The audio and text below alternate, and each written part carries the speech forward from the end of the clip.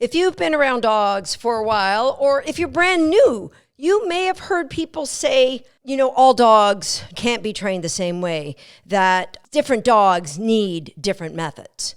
And that's the topic of today's podcast.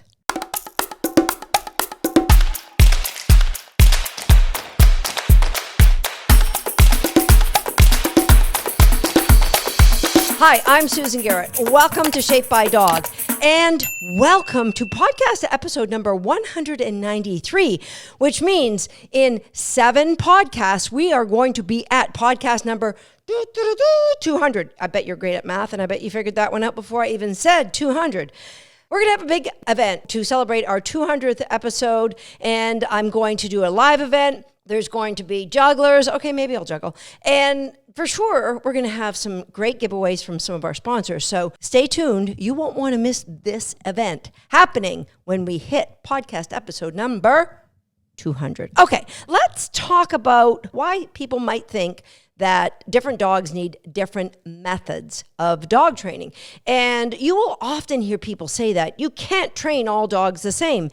And I feel sorry for first-time dog trainers because they may misunderstand what that means when people will say, oh, not all training methods will work for all dogs. Let me just clarify. Animals, you, me, your dog, a mouse in your house, a cat, a parrot, all animals are governed by the laws of learning. And it doesn't change. When people say different dogs may require different methods, you need to understand they're talking more about their belief that different dogs require different philosophies. And I don't agree with that. So what is a dog training philosophy? Well, my dog training philosophy is one of kindness, that I believe all dogs can be brilliant for whatever it is you want them to be brilliant for, all through playing interactive games, giving the dog clarity through choice. That's the basic philosophy in a nutshell. Now, do I believe in punishment? Now, again, splitting hairs, turning your back on a dog when they jump up, or dropping a cookie, that's punishment. If you dropped a cookie and the dog didn't get it when they expected it, by the true definition, that is punishment. So when I talk about punishment, I'm talking about positive punishment, meaning applying a correction to a dog via a collar. If people are using a correction or punishment, it's from a collar or a pop on a collar or maybe an electric collar. Some people throw things at dogs. I think that one, using punishment that the dog can't predict is, I think, really more psychologically damaging to the dog. But I won't get into that because does my philosophy involve the intentional use of positive punishment? No, it does not. And so my philosophy is all dogs of all breeds, of all problems can be reached through the use of positive reinforcement and giving that dog the freedom of choice, the freedom to choose what they want. Now, there's so much more. And the way I just say that, somebody could say, oh yeah, let's just let our dogs, take food off the table. That's not what I'm saying. Because the number one thing that your success is dependent upon, no matter what philosophy you choose, is the clarity of your expectations. And as my mentor, Bob Bailey, says, the expectations on us should be higher than the expectations we have on our dogs. Meaning, if our dogs fail, we have to look at us. That is a philosophy. I don't believe that a novice handler running their herding breed in agility and they're giving the dog very vague cues and the dog starts nipping. I don't believe that dog needs to be punished. Honestly, I don't. Now, let's be clear. There's a lot of force-free trainers who say punishment doesn't work. Horse feathers, punishment, there are certain laws to learning. Punishment works. The decision for you, the listener, is does the end justify the means? And for me, it absolutely doesn't.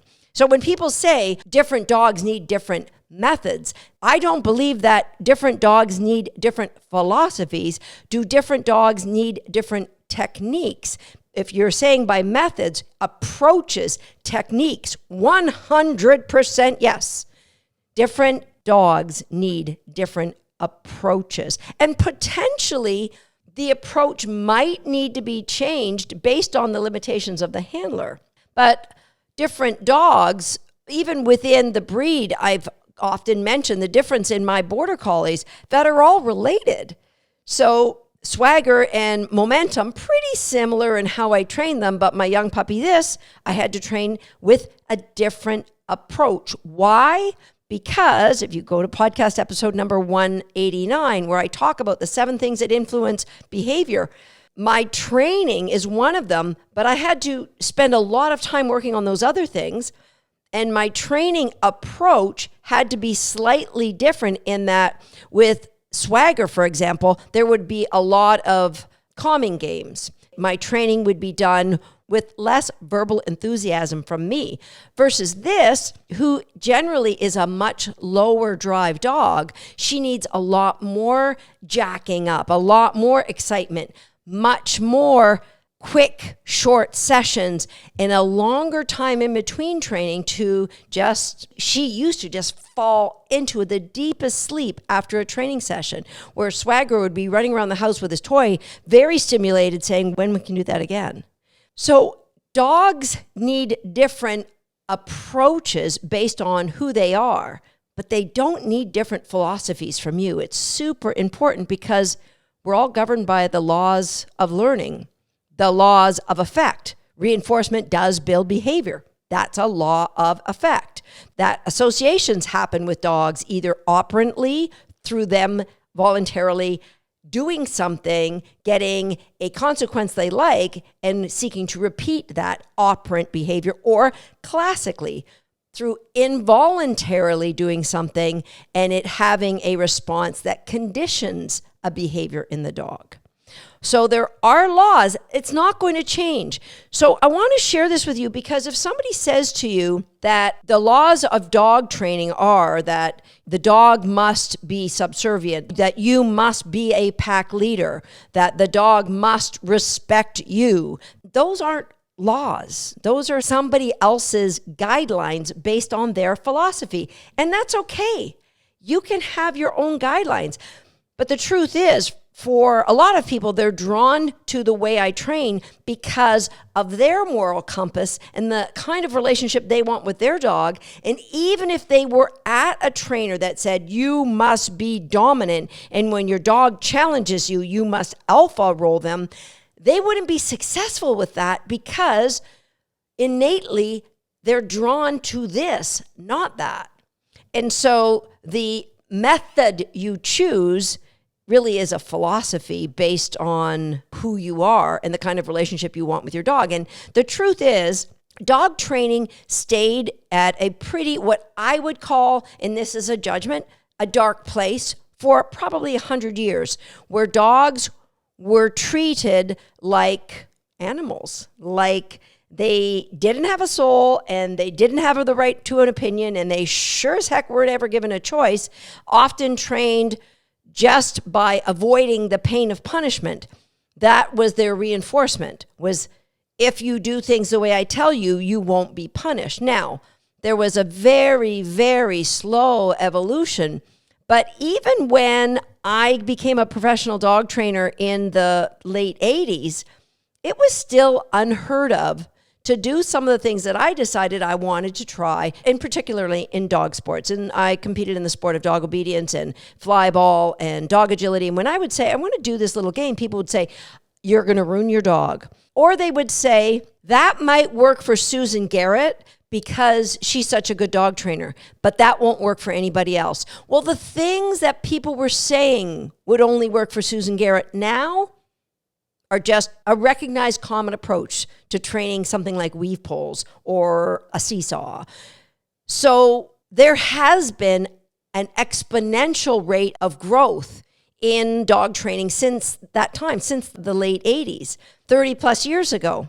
But we're still relatively new in our growth. So when somebody says, you can't do that with just reinforcement, or I could get there better with punishment, you know what? They might be correct that there are things we are still learning, but I promise you, if there is something that can be achieved with more clarity and potentially more kindness to the dog if you just punished them, then that would keep us locked in a cycle where we are constantly turning to punishment to fix that, whatever that is. And we all would be back in the 80s. If it wasn't for me willing to say, I'm going to risk the success I've had now for the chance to have as much success or potentially more, doing things in a way that aligns my heart with my dog's. And I was willing to take that chance because I knew I could always go back to what I used to know. And if you're listening to this and you choose to be a trainer that uses punishment, first of all, thank you. Thank you for feeling safe to listen to this podcast and not be shamed or judged because of the way that you are training. But if you choose to use punishment, I want to challenge you that it's hard to grow when you won't look outside what you deem is the only way to do things. And so I want to challenge you that even if this has worked for 100 dogs, even if it's worked for 1,000 dogs, I know without a shadow of a doubt, in 20 years, in 50 years, and in 100 years, punishment at some point, the use of positive punishment in dog training will be just a mark in a history book. And so I challenge you to get ahead of the curve, to say, okay, I know how I used to do things. I'm going to try things differently. And that's what years ago, there was a woman by the name of Debbie Zappia who was giving seminars in the sport of, I'm going to get this wrong, IPO or Schutz, and the names changed quite a bit. And Debbie came to a seminar I was giving at Cornell University, and she at that time trained her dogs, and I will tell you, her dogs worked as animated and as joyful and as engaged with her as any dog I've ever seen. Yet she conditioned these dogs to work on a shock collar from 8 weeks on up. 8-week-old puppies or 10-week-old puppies, she conditioned them to a shock collar, and she trained with what a lot of people would look at. This is very punishing. And I just want to say, it can be effective. And there are a lot more people like Debbie Zappia that use punishment in their training, and their dogs have brilliant drive and motivation. So those people who say it's not possible, the challenge that I have with it, for every one trainer that has the gift of recognizing their dog's behavior, the gift of anticipating what their dog might do, and the timeliness of adding a swift and deliberate and timely punishment so that the dog gets the feedback, changes their behavior, and doesn't lose their joy for work. For every one trainer like Debbie Zappia, there is thousands, maybe tens of thousands of pet owners trying to learn it, and their dogs are paying the price. Now, Debbie Zappia came to me after that seminar and said, I would like you to help me with this dog that I bought. And I think I've told the story of Debbie Zappia on a previous podcast. So the long story short is that she was willing to give up what she knew, what had brought her. She was already a world team member, the U.S. world team member in this sport. But she took this dog that nobody wanted because he was deemed like too soft, and she used some of my methodology, and she went on to become vice champion of the world with that dog. And so I applaud people like her. And from that point of view, I wanted to do this podcast to let you all know two meanings of this podcast. Number one, I want to challenge those of you who are using punishment in your training. Know that you're welcome here. You're welcome here to question or to have a respectful dialogue with me about what maybe you should be doing or you could be doing. I'm not going to tell you what you should be doing. Only you can tell you that. But that we all have our own confirmation bias. And so we all, like you drive out of the car lot with that brand new Toyota Sienna and you go, all of a sudden, everybody in your city has driving a Toyota Sienna. How did that happen? It happened because your beliefs have changed because you now drive that car. And so you're on the lookout to look for that car. Just like if you believe that reinforcement training doesn't work, your confirmation bias will have you scanning your city for opportunities to point fingers at, see, I told you it doesn't work. Look how flawed this methodology is. And I've spoken about the belief loop so many times in this podcast that belief is what creates our thoughts, and our thoughts creates our emotions, which gives our actions, which gets the outcomes that we have.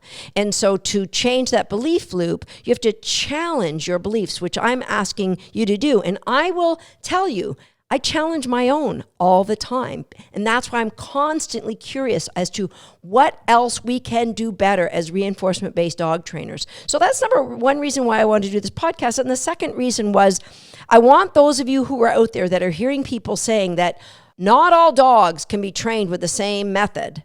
I want you to know what they mean is their belief is that different dogs need different philosophies. And I don't agree.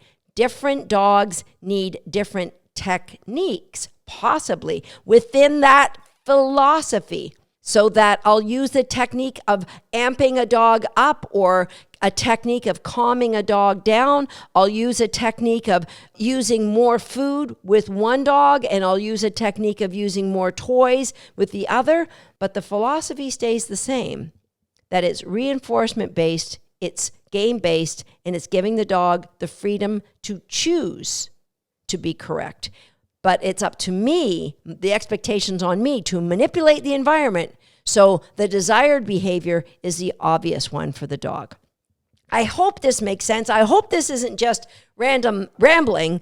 I really wanted to share this with you all, and I'd love to get your feedback on it. So come on over to YouTube. And while you're here, if you haven't subscribed, please subscribe to the channel.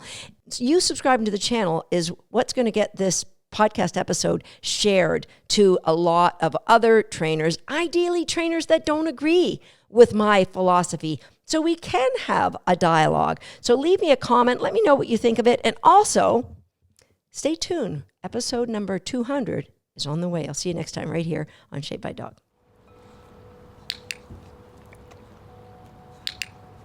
Tater's pretty good at hitting targets. Now it's your turn. If you're not a subscriber to this page, go ahead and hit that subscribe button now. Be sure to turn on the notification bell so you'll never miss another video. And if you are already a subscriber, that's for you. Go ahead and give yourself a really good cookie. That's really good.